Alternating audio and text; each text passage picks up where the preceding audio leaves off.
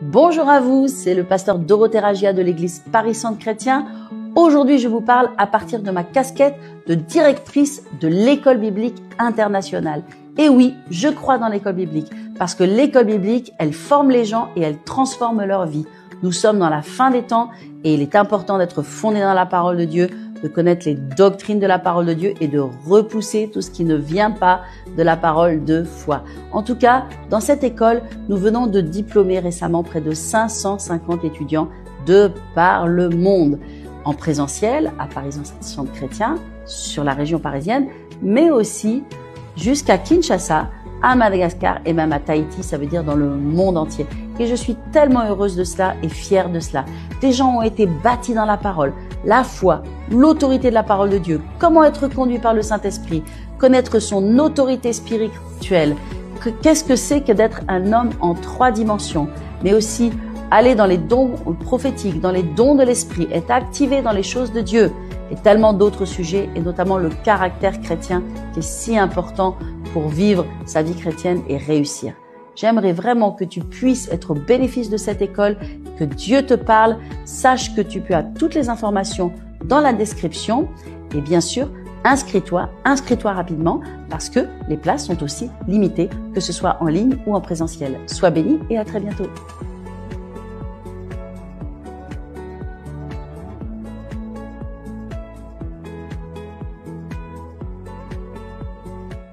La présence de Dieu est là. Jésus a été honoré. Et vous savez, Jésus doit être honoré. Alors ce matin, j'ai une parole importante. Alléluia. Et je veux que nous prions avant que nous puissions recevoir cette parole. Est-ce qu'on peut disposer nos cœurs? Vous savez, Jésus a dit, vous connaîtrez la vérité. Et la vérité vous rendra libre. Donc l'importance de connaître la vérité, c'est un must do. Ça veut dire c'est obligatoire. C'est nécessaire, c'est vital, c'est crucial, c'est essentiel. Vous connaîtrez la vérité et la vérité vous rendra libre. C'est la vérité qui va vous rendre libre. La vérité de la parole de Dieu a le pouvoir de vous rendre libre. C'est pourquoi l'ennemi tient le monde dans l'esclavage, parce qu'il garde le monde voilé. Paul a dit que le monde est encore dans l'incrédulité parce qu'il est voilé. L'évangile de gloire est encore voilé pour eux. Donc il y a des voiles. Alléluia. Mais la connaissance de la parole de Dieu qui vient dans nos cœurs ôte les voiles. Et lorsque les voiles sont ôtés, l'esclavage part. La maladie part. La destruction part. La dépression part. Et la victoire entre. Et je déclare dans le nom de Jésus que cette église est une église remplie de victoire. Parce que c'est une église remplie de foi. Et parce que c'est une église fondée sur la vérité de la parole de Dieu. Et nous, prédicateurs, pasteurs, avons une grande responsabilité de ne pas utiliser cette estrade pour en faire une estrade personnelle. Pour ne pas en faire une estrade de règlement de compte et d'avis personnel. L'estrade est sainte. Elle appartient à Dieu. Et sur l'estrade doit uniquement sortir la parole de vérité. Pas des imbécilités, pas des choses qui ne sont pas scripturaires ou pas des choses qui sont charnelles ou émotionnelles, mais seulement la parole de Dieu. Et nous, en tant que pasteurs et prédicateurs, devons avoir la crainte de Dieu. La crainte de Dieu, que cette estrade n'est pas notre estrade, mais qu'elle est celle du Seigneur. Et que cette estrade doit rester sainte et que seule la parole de Dieu, la vérité de la parole de Dieu doit être prêchée. Alléluia.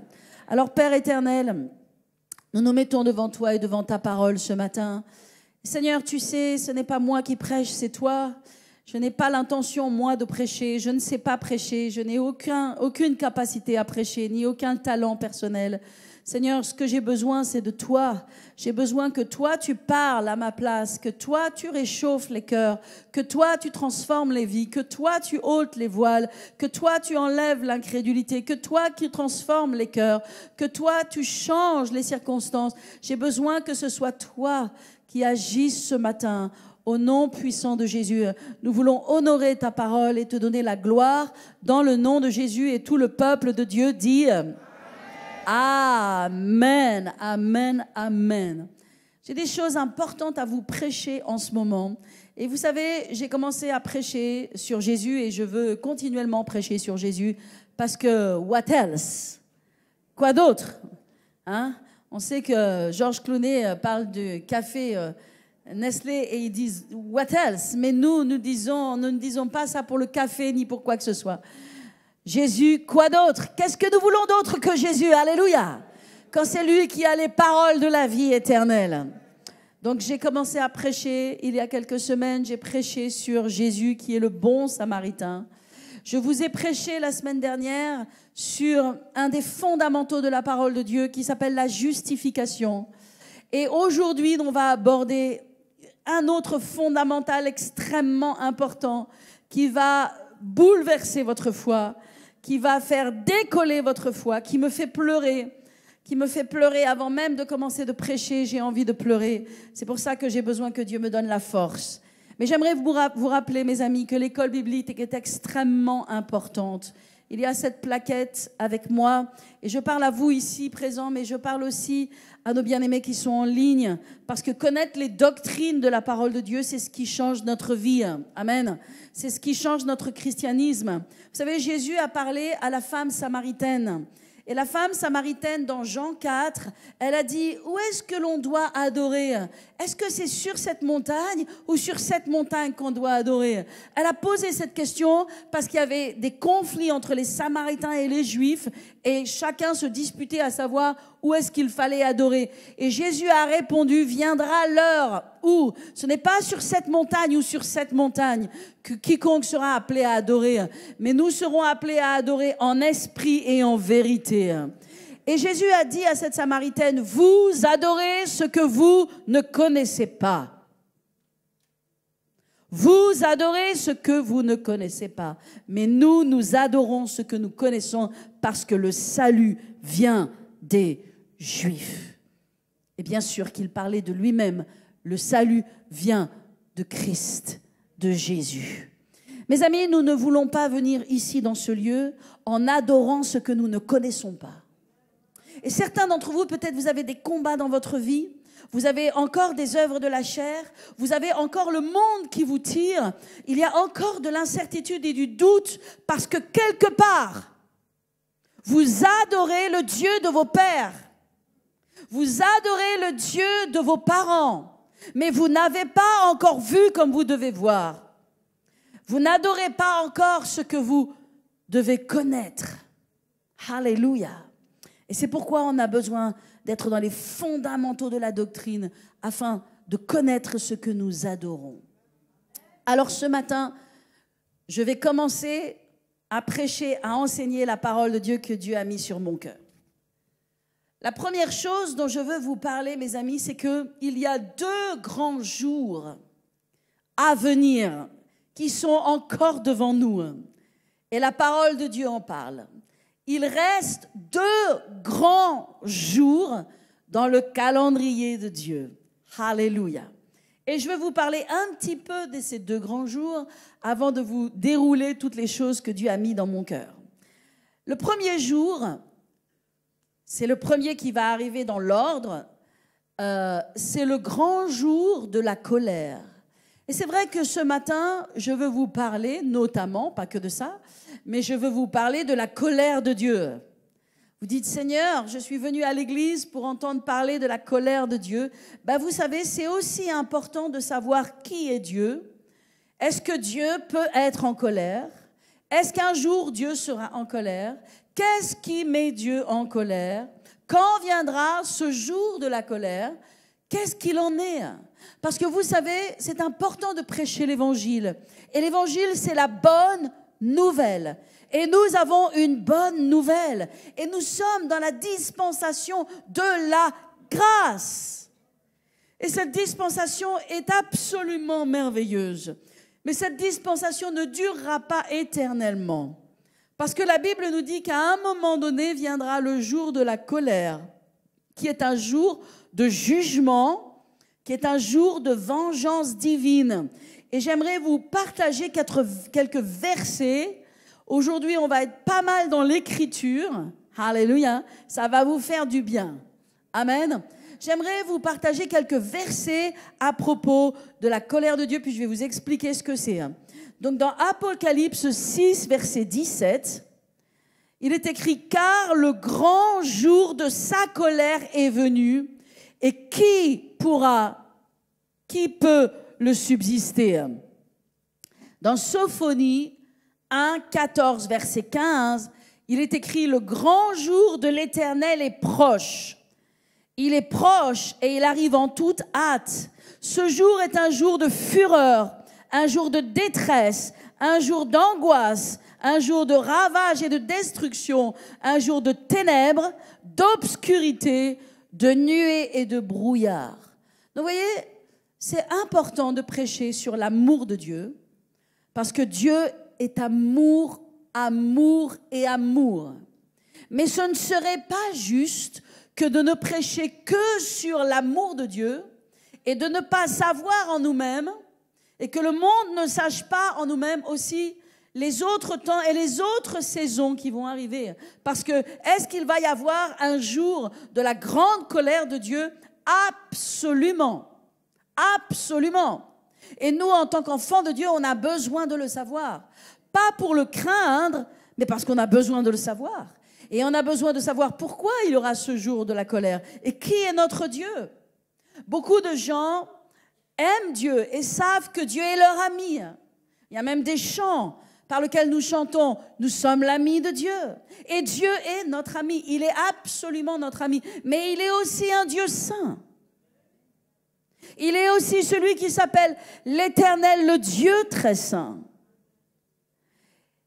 Il est notre ami, mais il n'est pas un Dieu non plus sur lequel on tape sur l'épaule et sur lequel on peut manquer de respect et de révérence envers lui. Il est notre ami, mais en même temps, nous avons un respect de sa dignité, de sa personne, de qui il est. Nous ne voulons pas piétiner son amour. Nous ne voulons pas tirer avantage de son amour pour nous-mêmes.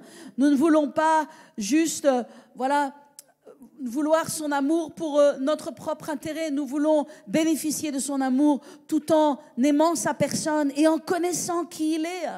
Alors, il y a plus de 70 références bibliques, versets, à propos de la colère de Dieu. Je vais vous en parler un petit peu plus. Il est écrit ici dans Ésaïe 13, verset 9. « Voici, le jour de l'Éternel arrive, jour cruel, jour de fureur, d'ardente colère, qui réduira la terre, il est parlé bien de la terre, en désolation. » Romains 1, 18 déclare « La colère de Dieu se révèle du ciel contre toute impiété. » Alléluia. Et toute injustice des hommes qui retiennent injustement la vérité captive. Et il va donner une liste de péchés, une liste de choses graves qui se passent sur la terre. Et puis, il va dire comme cela dans Romains, à la suite de Romains 1, c'est Romains 2, verset 5. Il écrit « Tu amasses un trésor de colère ». Tous les gens qui font ce genre de choses, vous lirez tout le passage, pour le jour de la colère et de la manifestation du juste jugement. Donc, mes amis, c'est clair, je pense que c'est établi. Je pourrais passer toute la matinée à parler à ce sujet, mais ce n'est pas utile. L'important, c'est de le savoir. Vous dites peut-être quand arrivera ce grand jour de la colère. Ben oui, c'est peut-être sympa de le préciser. Le premier verset que je vous ai donné, c'est dans Apocalypse 6. Et Apocalypse 6, c'est le moment où Jésus va prendre le livre et va briser les sceaux. J'ai enseigné dimanche après-midi à propos des sceaux, des 7 sceaux de l'Apocalypse. Bon, ça arrive juste après que l'Église soit enlevée. Alléluia. Je suis absolument persuadée, mes amis, en dépit des différentes polémiques qu'il puisse y avoir, puisqu'il y a différentes théories et certains disent que l'Église va passer par les tribulations, etc. Je vais vous dire, l'histoire nous montre où Dieu a toujours fait la différence entre le juste et l'injuste, entre celui qui l'aime et celui qui le hait. Dieu a toujours fait la différence. Il n'a jamais mélangé Noé et sa famille et la création dans la destruction et dans le déluge. Dieu n'a jamais mélangé le juste. Il n'a pas mélangé Lot dans la destruction qu'il y a eu de Sodome et de Gomorrhe. Dieu ne mélange pas. Le jour de la colère arrive, à l'instant même où l'Église va être ôtée. À l'instant même, dans Apocalypse 4 ou 5, lorsque l'Église est enlevée, entre le jour de la colère et le jour de la colère, eh bien, c'est les 7 sceaux, n'est-ce pas, qui vont donner lieu aux 7 trompettes et qui vont donner lieu aux 7 coupes qui vont être versées sur la terre. Alléluia. Amen. Je n'ai pas le temps de tout expliquer, mais il y a beaucoup de choses à expliquer sur cela, parce qu'il y a une progression, en fait, parce que, vous savez, il y a la tribulation, puis après, il y a la grande tribulation, et dans l'ouverture des sceaux, puis après les trompettes, puis après les coupes, il y a une progression dans le niveau de jugement, parce qu'il y a beaucoup de gens qui ne connaissent pas Dieu, qui n'aiment pas Dieu, qui ont rejeté Dieu, vont se convertir, vont se tourner vers Dieu. Et il y a donc un niveau de progression, mais tel n'est pas mon sujet ce matin. Ok, je pense que tout le monde a compris. Est-ce que c'est important de le dire? C'est important de le dire, parce que la Bible, de la Genèse à l'Apocalypse, c'est pas juste que de l'eau de rose. Il y a la grâce, il y a l'amour, il y a la compassion de Dieu. Mais il y a aussi le péché, et je vais vous parler de la gravité du péché. Qu'est-ce que le péché? Pourquoi cette colère? D'où vient cette colère et qu'est-ce qu'elle va accomplir? Alors, le deuxième grand jour, alléluia, celui-là, c'est un jour glorieux. Tout le monde dit Amen. Alléluia, enfin on respire, pasteur, alléluia. Parlez-nous du grand jour glorieux. C'est le jour glorieux du Seigneur. Eh bien, dans la Bible aussi, il y a de nombreuses références bibliques qui parle du grand jour de l'Éternel dans l'Ancien Testament. Dans le Nouveau Testament, il s'appelle le grand jour du Seigneur. Alléluia. Il va y avoir le grand jour du Seigneur. Voyez-vous, dans 2 Thessaloniciens 1:10, il est écrit que lorsqu'il viendra, Jésus viendra en ce jour pour être glorifié dans ses saints et admiré dans tous ceux qui auront cru. Amen. Donc il nous est dit que dans ce jour-là, il est en train de parler de ce jour, Jésus va revenir avec ses saints et il va revenir dans sa gloire et il va être glorifié. Matthieu 24, verset 30 nous dit « Alors le signe du Fils de l'homme paraîtra dans le ciel et ils verront le Fils de l'homme venant sur les nuées du ciel avec puissance et une grande gloire. » Ce sera un jour glorieux comme nous n'avons jamais expérimenté sur la terre. Le jour, mes amis, le jour de la colère sera un jour terrible, terrible. Mais le jour de la gloire du Seigneur sera un jour comme nous n'avons jamais vu. Ce sera quelque chose d'extraordinairement puissant. Ce sera le ciel qui descend sur la terre. Ce sera la gloire de Dieu manifestée qui va venir sur la terre. Satan aura été lié, aura été vaincu. Et maintenant, le Fils de l'homme, Dieu, Jésus, va revenir mettre ses 2 pieds sur le mont des Oliviers. Et il va revenir avec tous ceux qui l'ont servi, tous ceux qui l'ont aimé, tous ceux qui ont aimé son avènement, tous ceux qui ont été fidèles jusqu'au bout, tous ceux qui auront marché fidèlement avec Jésus. Alléluia. Ça va être un grand jour et ce grand jour s'appelle le grand jour de gloire de notre Dieu. Dans Zacharie 14, verset 4, il est écrit « Ses pieds se poseront en ce jour-là sur la montagne des Oliviers.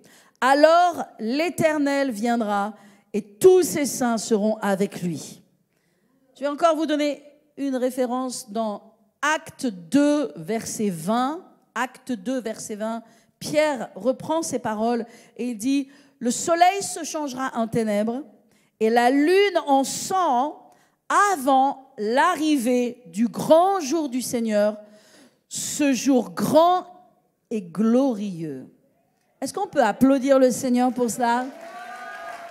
Alléluia!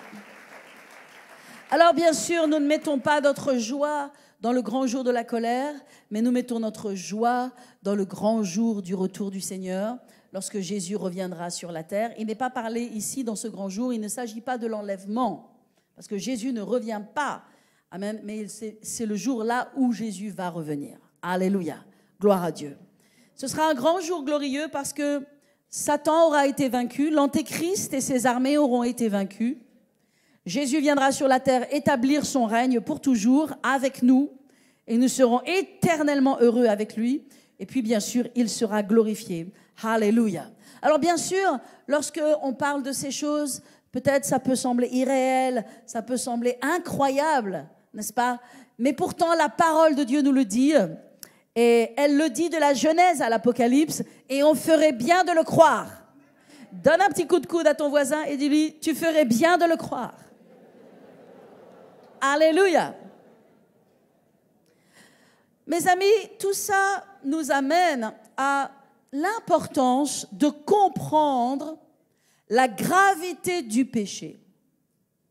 Certains disent, moi, quand j'irai au ciel, et j'ai connu quelqu'un que j'ai beaucoup aimé, avec lequel j'ai travaillé de longues années, ça a été notre expert comptable, il est parti en retraite, j'ai passé mon temps à lui prêcher l'évangile. Alors, hélas, on n'a pas tous toujours du succès, même s'il l'a entendu, bleu, vert, jaune, et toutes les couleurs de l'arc-en-ciel, je lui ai prêché de toutes les couleurs, avec amour et avec sourire. Mais il avait sa façon de me dire, « Ah, vous savez, Madame Rajia, moi, je crois que quand je quitterai cette terre, j'irai voir le grand barbu là-haut et ensemble, on s'expliquera. » Et puis, il disait, vous savez ce que tous les gens disent. Il disait, « Mais vous savez, moi, j'ai volé personne. » Je suis marié, c'est un homme marié avec sa femme, une bonne famille, des enfants qui ont été élevés avec une éducation et des valeurs. Un homme de valeur, un homme bon, un homme intègre, un homme que j'ai tellement aimé et apprécié. Et je le bénis dans le nom de Jésus. Alléluia, je n'ai plus de nouvelles maintenant. Mais c'est sûr que si je décrochais mon téléphone, j'en aurais. Je prie que Dieu se révèle à lui. Je ne sais jusqu'à la dernière seconde, je crois que c'est possible, que les paroles que j'ai semées dans son cœur pendant des années vont germer au nom de Jésus. Je le saurai ou je ne le saurai pas, ça ne m'appartient plus, j'ai fait ma part. Mais vous savez, il y a des gens qui pensent, qui disent, mais vous savez, moi, qu'est-ce que j'ai fait dans ma vie? J'ai rien fait. J'ai volé personne, j'ai tué personne. J'ai toujours été fidèle à mon conjoint. Donc, qu'est-ce que c'est le mensonge? Oh, on a peut-être tous un peu menti un peu. Les gens ne comprennent pas la nature du péché. Et parfois, les chrétiens, les enfants de Dieu, ne comprennent pas la gravité du péché, ne comprennent pas le sérieux du péché. Et moi, je veux vous parler du sérieux du péché, parce que le péché nous sépare de Dieu. Pas moins que cela. Certains vont dire, oui, mais c'est un petit mensonge. Je ne suis pas en train de parler des fruits du péché. Parce que quand vous avez un arbre, n'est-ce pas, l'arbre, ce n'est pas que les fruits, ce n'est pas que les pommes ou que les poires qui sont pendues à l'arbre, n'est-ce pas? L'arbre, c'est un tronc fort, puissant, avec des racines. Et le péché, ce n'est pas juste un petit mensonge ou une omission ou une petite colère. Non, le péché, la nature du péché. Et nous avons hérité de nos pères, nous avons hérité de Adam la nature du péché. Et la nature du péché engendre le péché. Dieu merci, nous avons reçu Jésus. Et en recevant Jésus, c'est pour cela que nous sommes nés de nouveau, parce que nous sommes nés dans une nouvelle nature.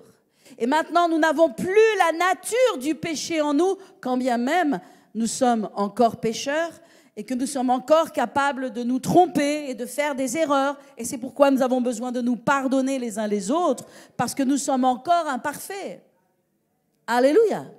Mais voyez, quand Jésus est venu à l'intérieur de nous, il y a une œuvre, un processus spirituel qui se fait, que petit à petit, nous devenons ennemis du péché, nous nous éloignons du péché, nous nous séparons du péché, nous haïssons le péché, nous rejetons le péché, parce que le péché ne fait plus partie de notre nature.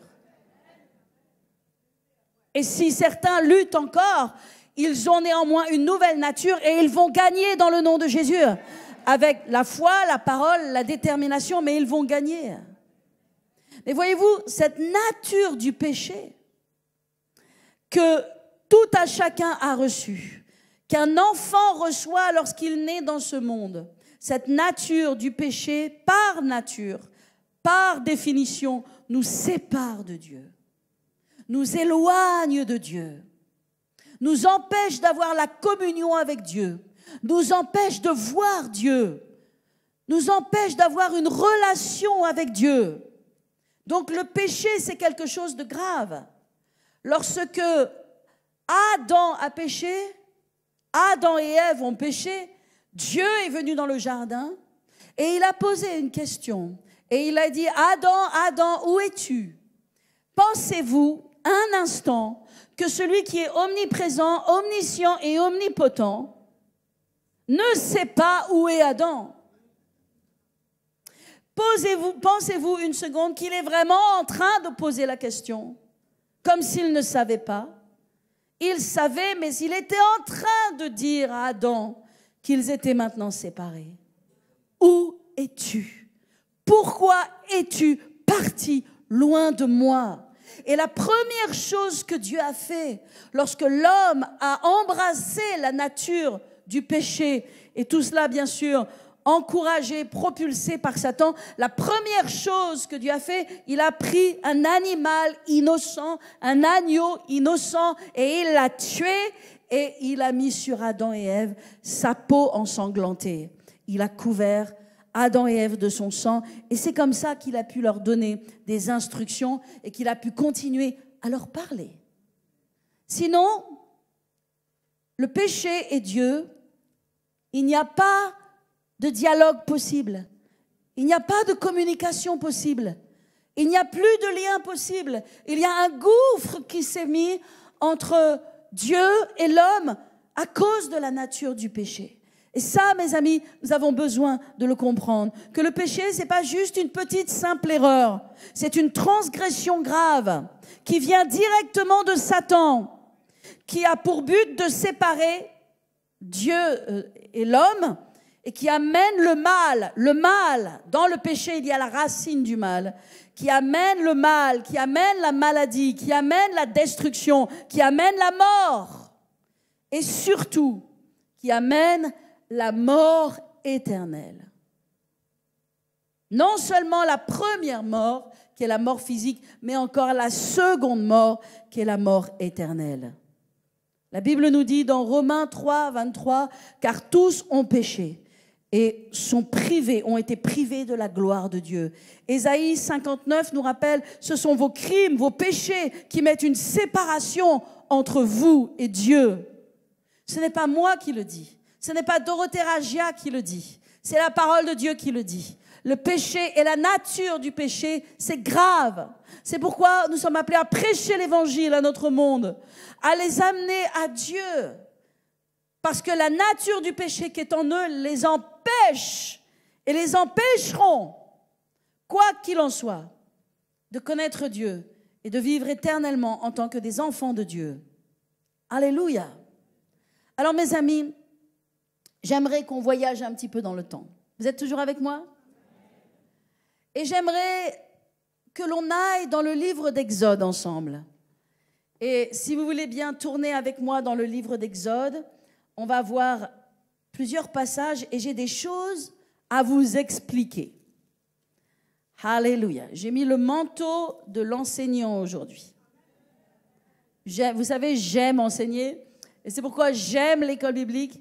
Parce que ça, ce sont des choses, notamment, bien sûr, que l'on enseigne et que l'on doit enseigner à l'école biblique. Il y a tellement de doctrines. Être fort dans la doctrine, c'est très important. Parce que quand tu es fort dans la doctrine, tu ne laisses pas tout à chacun te dire toute espèce de stupidité et d'imbécilité. Et j'aimerais te dire aujourd'hui, dans le monde dans lequel on est, et notamment avec les réseaux sociaux et la diffusion de tout, il y a un tas, si ce n'est pas un paquet, de stupidité et d'imbécilité et de choses qui ne sont pas selon l'intégrité et la droiture de la parole de Dieu. Mais quand tu entends la parole,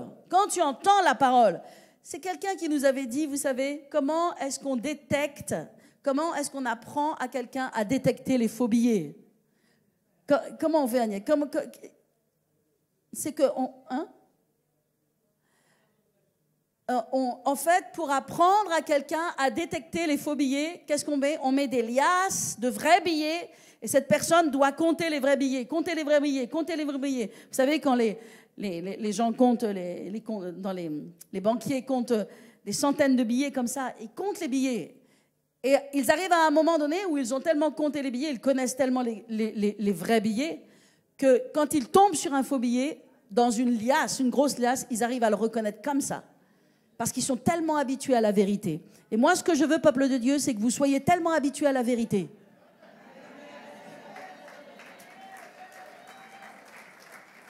C'est que vous soyez tellement habitués à la vérité, que vous soyez tellement habitués à la vérité, que vous soyez tellement habitués à la vérité de la parole de Dieu, que quand vous entendez quelque chose qui ne sonne pas comme la parole de Dieu, vous n'allez pas le prendre, vous n'allez pas le recevoir. Vous n'allez pas l'accepter, vous n'allez pas le mettre dans vos oreilles, vous n'allez pas être détourné, vous n'allez pas laisser parler quelqu'un qui ne parle pas selon l'intégrité de la parole de Dieu. Alléluia. Alléluia. Dans le livre d'Exode, nous avons Moïse. Et Moïse, c'est merveilleux parce que il est celui qui va sortir le peuple de Dieu d'Égypte. Alors il y a une symbolique exceptionnelle. L'Égypte représente le monde, et le monde représente Satan, et représente l'esclavage. Et nous étions esclaves entre les mains de Satan. La maladie est un esclavage, les oppressions démoniaques sont des esclavages, l'impureté sexuelle est un esclavage, il y a toute forme d'esclavage. Et Moïse est venu et il a sorti le peuple d'Égypte. Alléluia. Mais vous savez, j'aime comment Dieu a fait les choses parce qu'il les a pas juste fait sortir d'Égypte, il les a fait traverser la mer Rouge.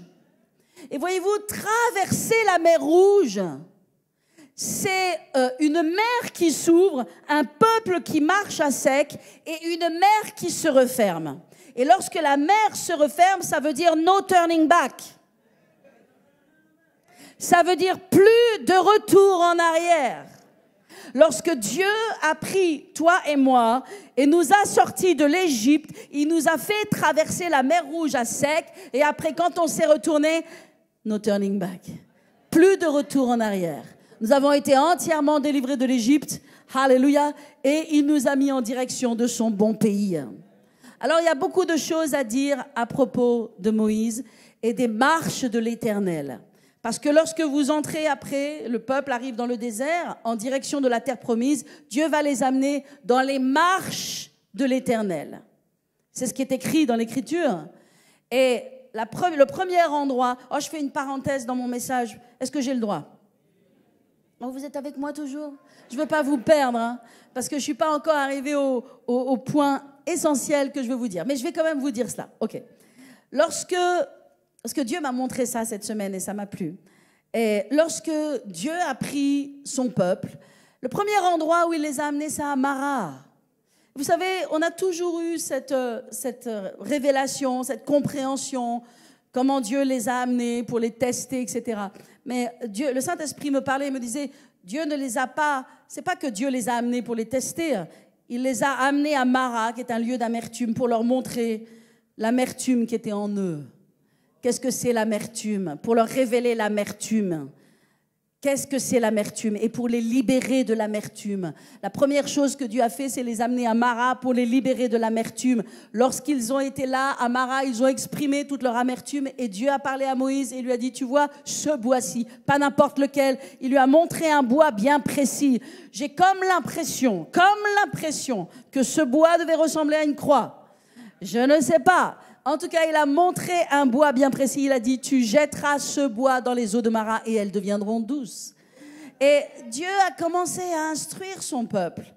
Et il l'a amené à Mara et il l'a libéré de l'amertume. Il l'a amené après à Élim. À Élim, c'est le lieu où il y a les 12 sources d'eau et les 70 palmiers. Mais vous savez, Élim, c'est un lieu de repos et de rafraîchissement et c'est aussi un lieu de formation qui représente l'Église. Et bien sûr, les 12 palmiers représentent les 12 disciples, représentent l'onction apostolique et les 70, les 12 sources et les 70 palmiers représentent les leaders, tous les gens qui servent Dieu. Donc ils sont venus à Élim, où ils ont été reposés, ils ont été rafraîchis. Et après, Dieu les a conduits au désert de Sin. Là, au désert de Sin, ils ont eu faim. Mais c'est bien d'avoir faim. Dieu voulait qu'ils aient faim. Dieu voulait qu'ils aient faim afin que Dieu puisse les remplir. Dieu veut que tu aies faim. Ce n'est pas une bonne chose que tu n'aies pas faim. Si tu viens à l'église, si tu marches avec Dieu et tu n'as pas faim, il y a un problème. Dieu veut que tu aies faim. Et il t'amène dans ce lieu-là, il les amène dans cet endroit et ils disent, on a faim. Et Dieu dit, alléluia, vous avez faim, c'est super, je vais vous donner la manne. Je vais vous donner le pain du ciel. Et après, il continue et il les amène dans un autre endroit. Je ne me rappelle même plus quel est cet endroit. Et ils ont soif. Et ils crient à Dieu parce qu'ils ont soif. Et Dieu dit, ils ont soif. C'est super, ils ont soif. Je veux qu'ils aient soif. À Horeb, il les amène à Horeb. Et Dieu veut que tu aies soif. Mais c'est comme ça la marche avec Dieu. Premièrement, il te sépare de l'Égypte. Après, il ferme le chemin ancien derrière toi. Tu ne retourneras plus dans le nom de Jésus. Alléluia. Après, il t'amène à Mara pour sortir toute ton amertume, ta colère et tout ce qui ne va pas chez toi. Il t'amène dans son église pour que tu sois reposé et formé. Amen. Après, il t'amène à avoir faim et soif. Alléluia. Et à Horeb, qu'est-ce qui s'est passé à Horeb? À Horeb, ils ont eu soif et Dieu n'a pas été en colère. Qu'ils aient eu soif, Dieu ne s'est même pas mis en colère de ce qu'ils râlaient, de ce qu'ils avaient soif. Dieu leur a dit, vous avez soif, c'est super, vous avez soif, je vais vous donner à boire. Vous avez soif, je vais vous désaltérer. Jésus a dit, si quelqu'un a soif, qu'il vienne à moi et qu'il boive de l'eau que je donne. Et Moïse a frappé le rocher, et du rocher qui représente Christ, et Hébreu nous dit que le rocher qui les suivait, c'était Christ. Et du rocher a jailli de l'eau. Alléluia. C'était les marches de l'Éternel. Et puis après ce temps, eh bien, Dieu a pris Moïse à part et lui a dit, maintenant je vais te donner les lois. Et il lui a donné les lois. Tu aimeras l'Éternel, ton Dieu, de tout ton cœur, de toute ta force, de toute ta pensée. N'est-ce pas? Tu sanctifieras le sabbat. Tu honoreras le jour du Seigneur. Tu ne te prosterneras pas devant aucun autre Dieu. Il a donné les lois. Et il a instruit Moïse à construire le tabernacle. Alors, on y arrive. Ça y est, j'arrive. Alléluia. Let's go. J'avais fait une petite parenthèse. Mais vous m'avez suivi, vous êtes toujours avec moi? Est-ce qu'on peut me donner un peu d'eau, s'il vous plaît? Alléluia. Alors, moi, je veux vous parler un petit peu du tabernacle. Donne. Merci.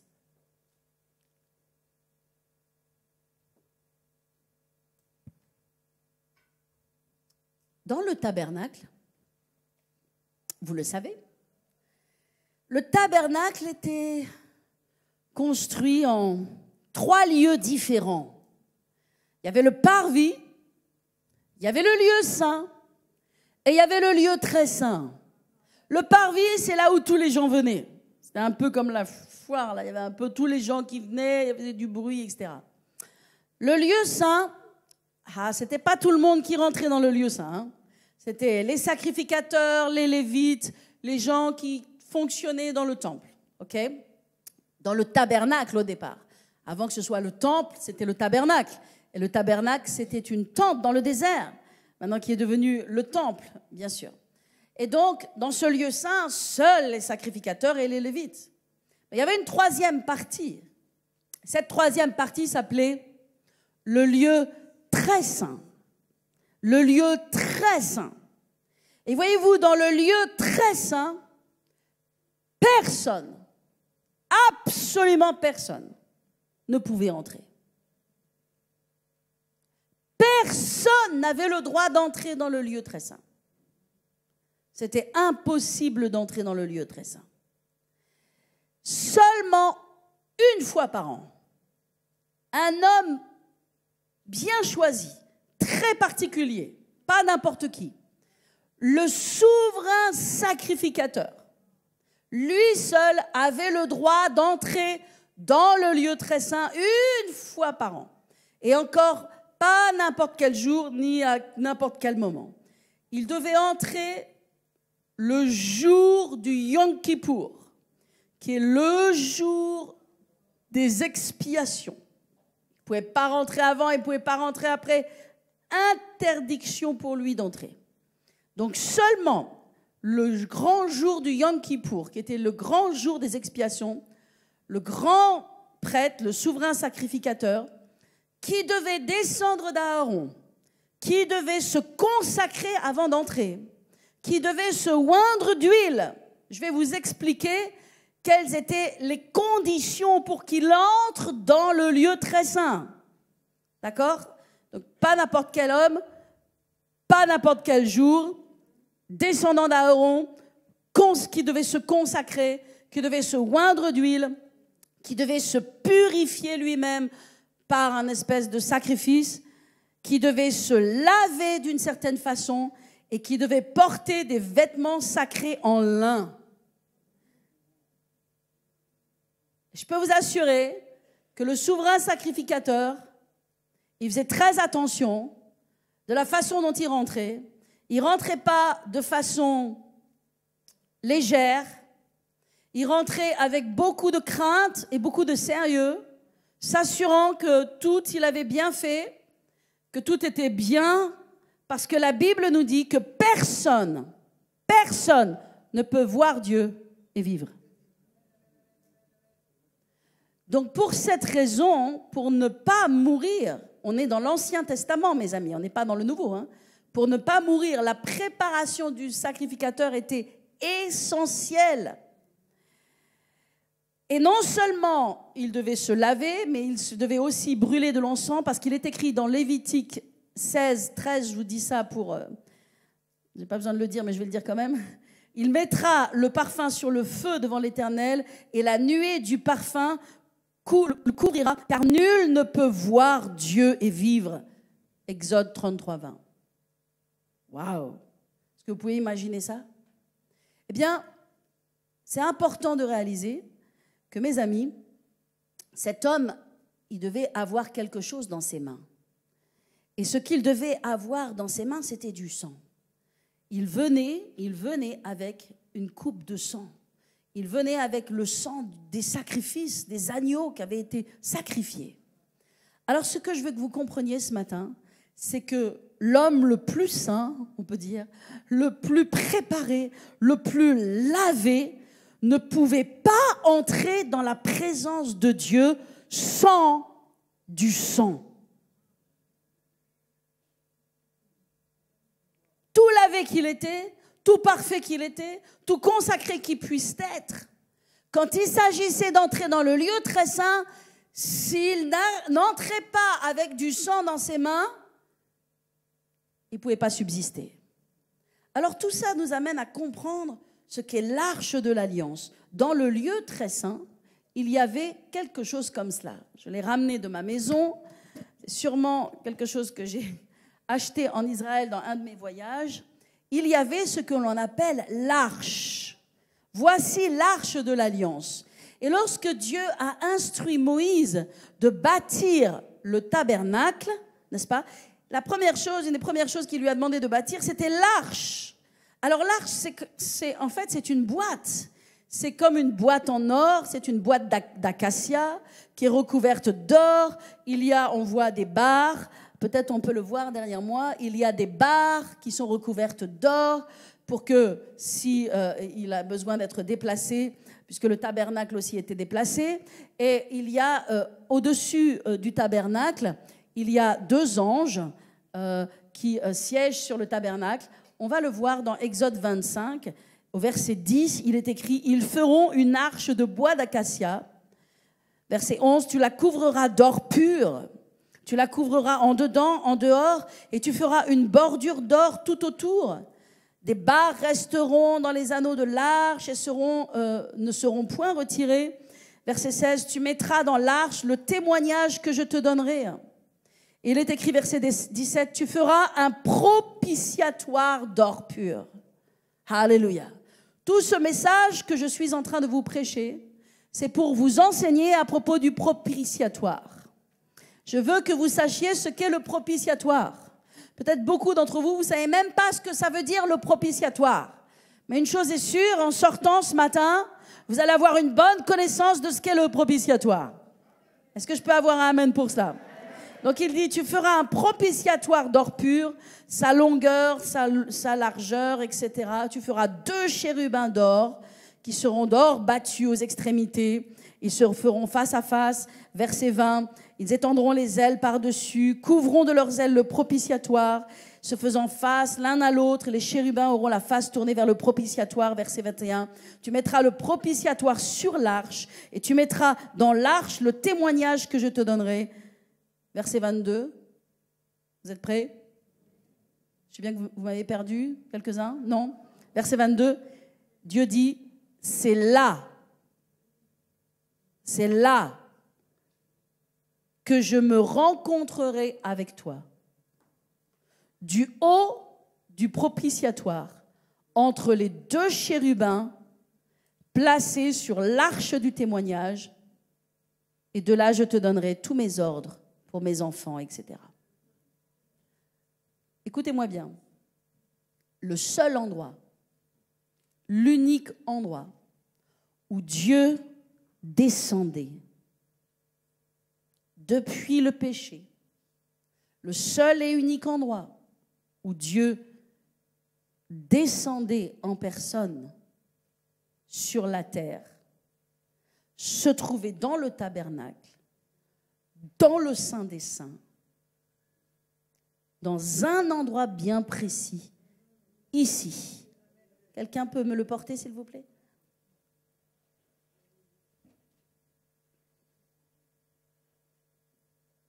Ici, là, entre les 2 chérubins. Le seul endroit où la présence de Dieu descendait sur la terre. Ici, entre les 2 chérubins. Merci. C'est important de le savoir. Dieu descendait exclusivement au-dessus du propitiatoire. Waouh! La question c'est, qu'est-ce que c'est que le propitiatoire? Et qu'est-ce qui se passait? Parce que lorsque le souverain sacrificateur entrait dans le lieu très saint avec du sang, ce qu'il devait faire, 1 fois par an, il prenait ce sang des sacrifices et il aspergeait sur le propitiatoire. Ça veut dire qu'il se mettait devant l'arche de l'alliance et là, il aspergeait entre les 2 anges, il aspergeait de sang. Est-ce que vous pouvez imaginer maintenant que s'il n'y avait pas du sang qui était aspergé là, Dieu ne pouvait même pas descendre parmi les hommes? Dieu ne pouvait même pas descendre parmi les hommes. C'est à tel point, mes amis, que le péché et la nature du péché nous séparent de Dieu. Et c'est là qu'on comprend pourquoi on a besoin de prêcher l'évangile, pourquoi on a besoin d'amener les gens à Jésus, pourquoi on a besoin de leur présenter Christ. Parce que personne ne peut se sauver lui-même et personne ne peut entrer lui-même dans le ciel. Personne, lorsqu'il aura quitté la terre, ne pourra se projeter lui-même au ciel, se désirer lui-même au ciel, pousser lui-même les portes du ciel. Personne. C'est pour ça que je veux refaire la scène que j'ai faite la semaine dernière. Je redemande les mêmes acteurs, s'il vous plaît. Et toi, mon Quentin, tu t'es habillé en noir encore? Eh ben, c'est comme ça. Bon, allez, Esther, en jaune. Allez, là, prenez vos vêtements. Mettez un fauteuil, s'il vous plaît. Juste un fauteuil simple pour Richard. Richard, vite. Vite, prenez vos tuniques. Ici, Esther, viens ici. Un siège ici pour Richard, ici. Très important. Vous êtes toujours avec moi? Personne ne me quitte? Ok. Ça s'ouvre normalement, mais c'est pas grave. Ok. Vite, Eudes. Satan, où est le dossier de l'accusation? Là.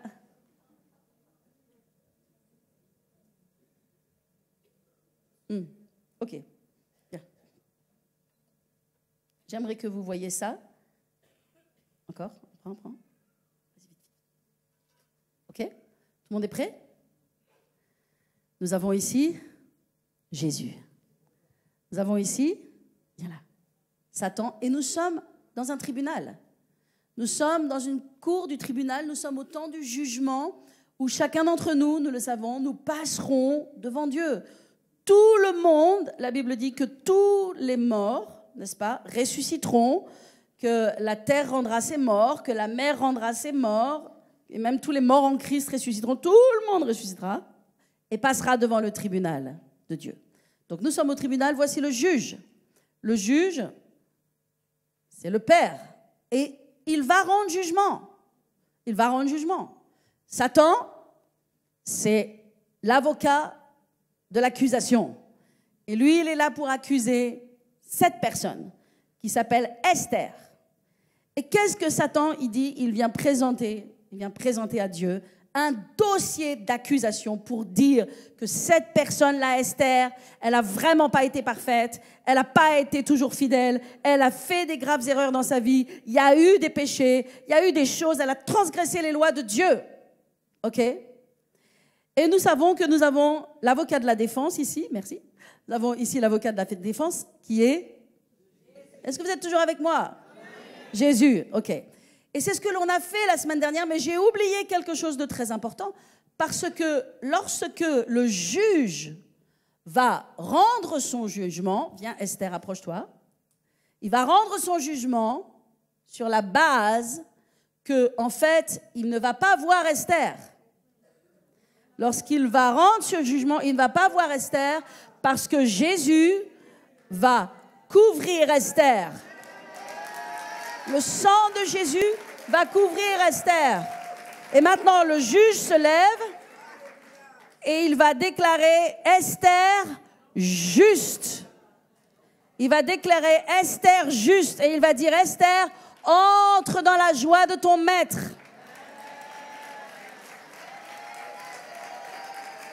Alléluia.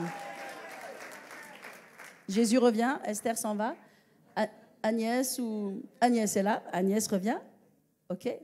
Agnès ne connaît pas Jésus, n'a jamais eu de temps pour Jésus. On lui a prêché l'évangile, elle n'a jamais voulu donner son cœur à Jésus. Elle a dit, Agnès, quand elle ira au ciel, plus tard, elle discutera avec le grand barbu. Ils discuteront ensemble, ils vont négocier. Elle va avoir son dossier d'accusation. Nous aurons tous un dossier d'accusation. Mais voyez-vous, Agnès n'est pas recouverte par le sang de Jésus.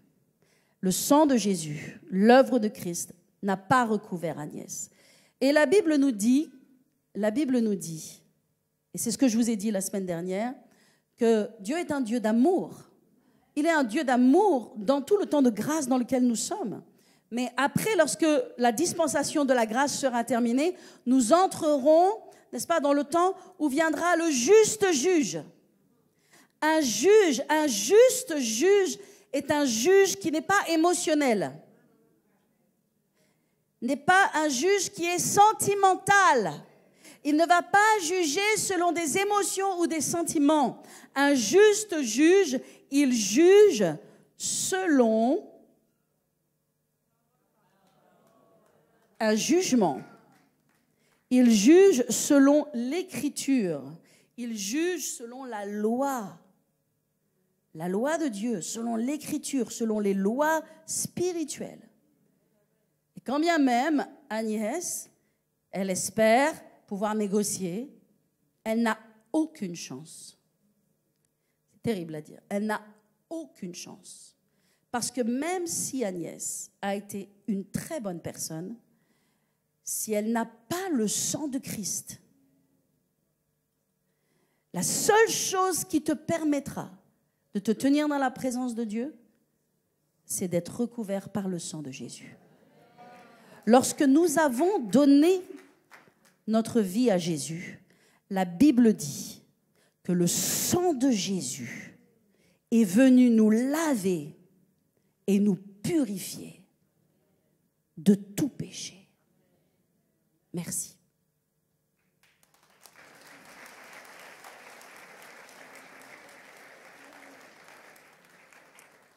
Alléluia.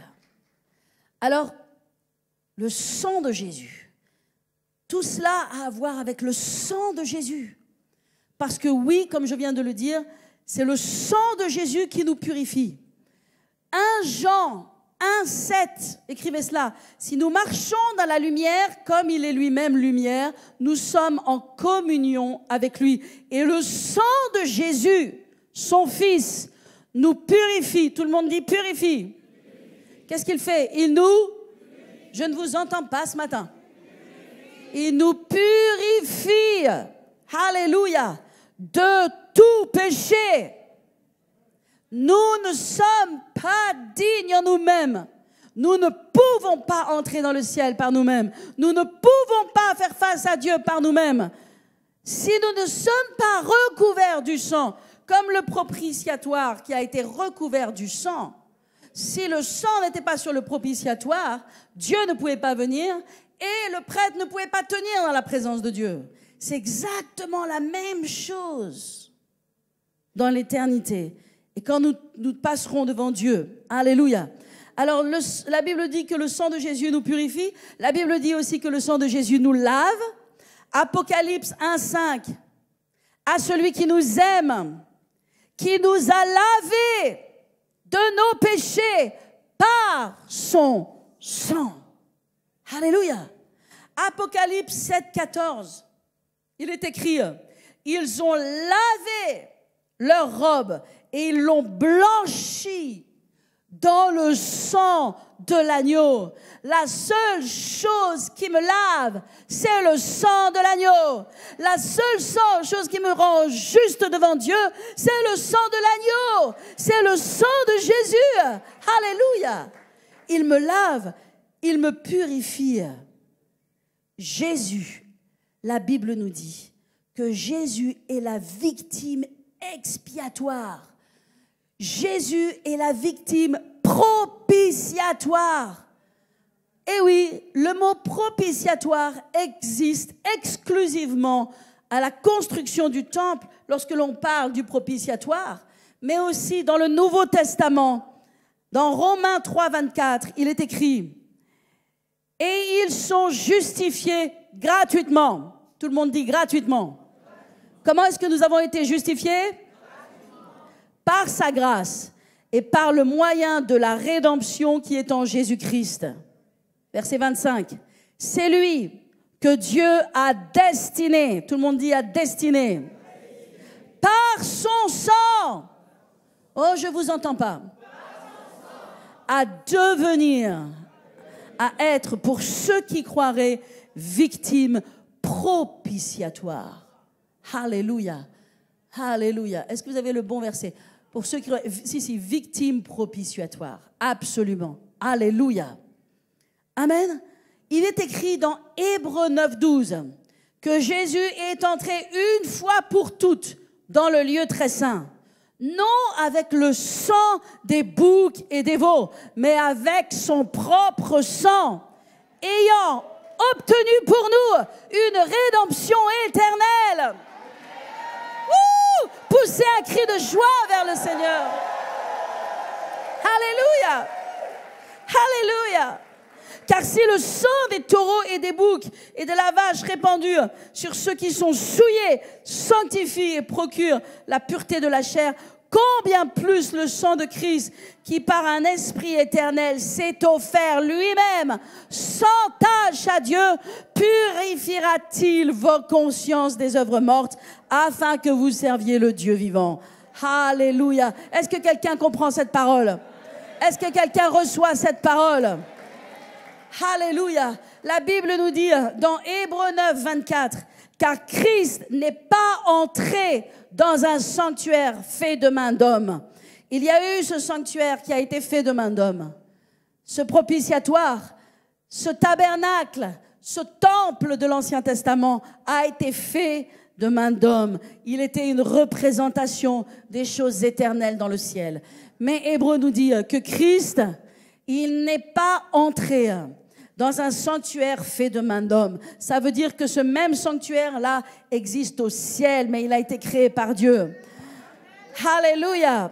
Il n'est pas entré dans un sanctuaire fait de main d'homme en imitation du véritable.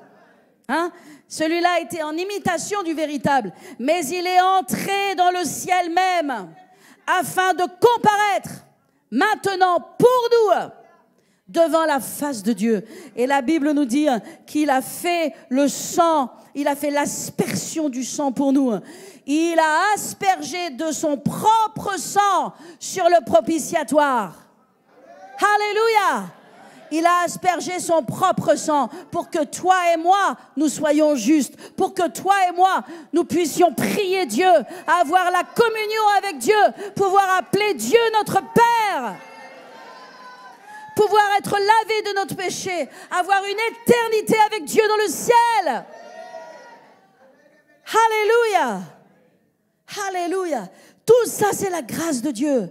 Jésus est la grâce. C'est pourquoi Jésus a dit à la Samaritaine, vous ne savez pas ce que vous adorez. Vous adorez ce que vous ne connaissez pas. Je vous le dis, mes amis, nous ne pouvons pas adorer ce que nous ne connaissons pas. Si nous voulons devenir des adorateurs en esprit, en vérité, s'il doit y avoir une onction d'adoration dans cette église, c'est parce qu'il y a un peuple qui sait ce qu'il adore. Parce qu'à partir du moment où tu connais ce que Jésus a fait pour toi, alors tu deviens un adorateur, alors tu deviens une adoratrice de l'Éternel. Tu plies tes genoux et tu lèves tes mains vers le ciel. Et le seul désir que tu as, c'est de servir Dieu avec tout ce qu'il a mis en toi. Alléluia. Nous ne voulons pas faire partie de ceux qui adorent ce qu'ils ne connaissent pas. Nous voulons connaître ce que nous adorons. Et ce que nous adorons, c'est Jésus qui est venu dans la chair et qui est venu verser son sang sur le propitiatoire. Vous dites, qu'est-ce que ça veut dire le propitiatoire? Propitiatoire, ça veut dire ce qui apaise la colère. Ce qui apaise la colère. Ce qui apaise la colère. Et on revient au début de mon message qui parle du grand jour de la colère.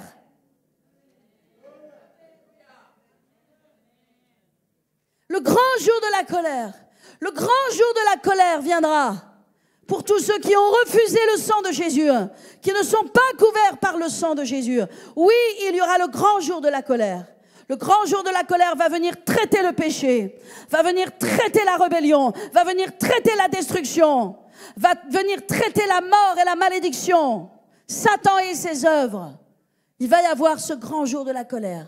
Et toute la terre va être totalement chamboulée, totalement détruite, parce que la colère de Dieu va descendre avec une puissance telle qu'on l'a jamais vue, telle que ça n'a jamais existé sur la terre. Il va y avoir une désolation sur la terre, telle que personne n'a jamais vu cela. Jusqu'à ce qu'il y ait des signes qui viennent dans le ciel. Et ces signes vont être des signes d'une lune rouge, d'une lune de sang, d'astres obscurcis, du soleil qui ne se verra plus. Et quand ces signes seront apparus, ce sera la fin de la grande tribulation. Le jour de la colère aura pris fin et viendra le jour de sa gloire. Poussez un cri de joie vers le Seigneur. Alléluia! Jésus est ton propitiatoire. La Bible dit qu'il est notre propitiatoire. Il est notre propitiatoire. Il est venu apaiser la colère du péché pour qu'on ait une relation avec Dieu, pour que Dieu soit notre Père. C'est pourquoi nous pouvons entrer dans sa présence. Aujourd'hui, nous n'allons pas à la montagne de Sinaï. Nous allons à la montagne de Sion. Nous n'allons pas à cette montagne où il y a de la colère, où il y a du feu, où il y a le tonnerre qui gronde. Mais nous allons à la montagne de Sion, où il y a des myriades d'anges, où il y a la gloire de Dieu et la présence de Dieu.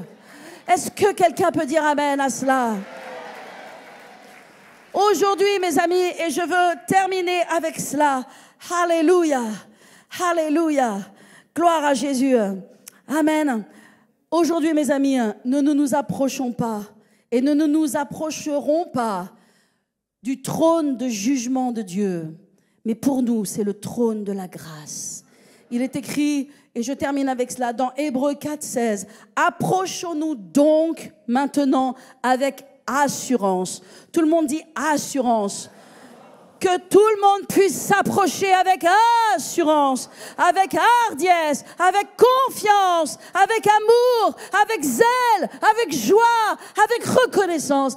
Approchons-nous donc avec assurance du trône de la grâce. Du trône de la grâce.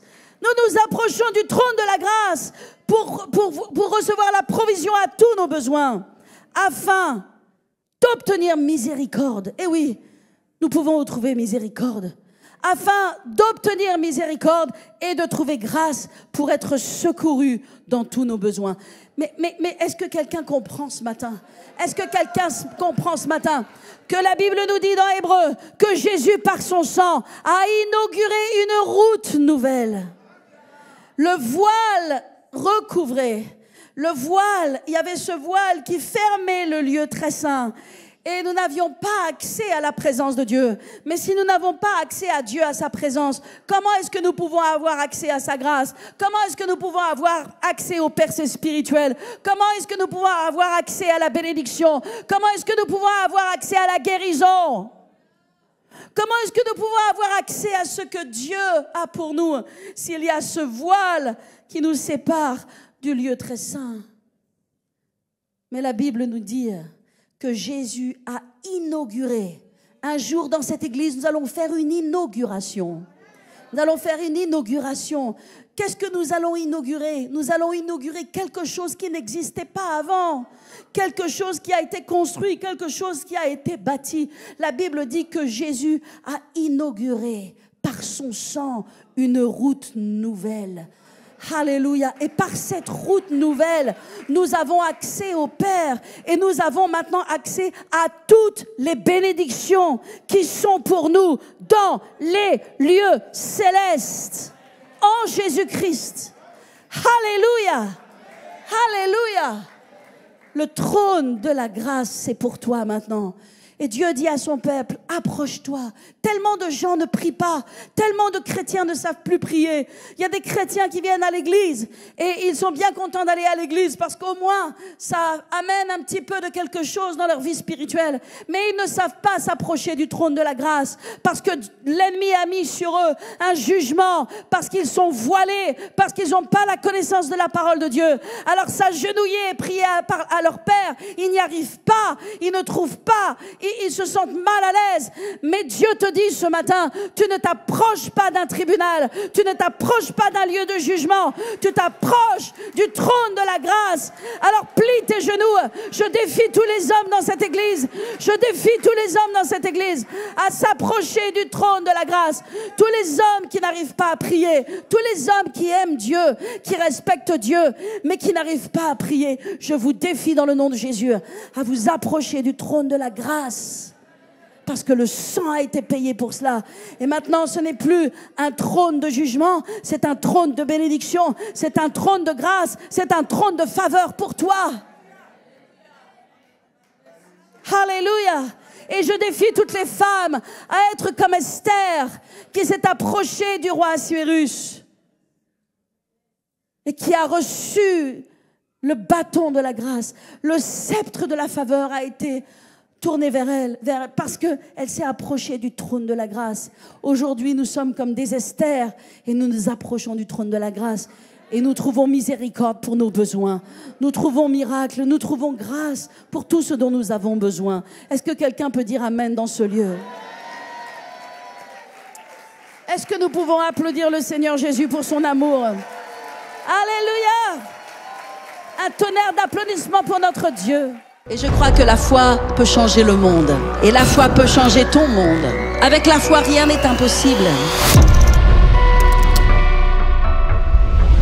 He will let you experience His presence and His glory in a whole new way. Something special takes place when you're exchanging your brokenness with worship. A different level of intimacy with God comes. Your value is that you were born into the kingdom of God. You're a citizen of another realm. You don't have to operate by what you see. You don't have to operate by what you hear. You're bigger, and the greater one on the inside of you is always going to bring you to the top and make you bigger than anything you're going to face. La gloire de Dieu vient lorsque la foi est là. Lorsqu'il a eu la révélation de cette parole, la foi s'est levée dans son cœur. Les gens guéris ne restent pas allongés au lit. Lève-toi. Parce que la foi est le soutien de la gloire.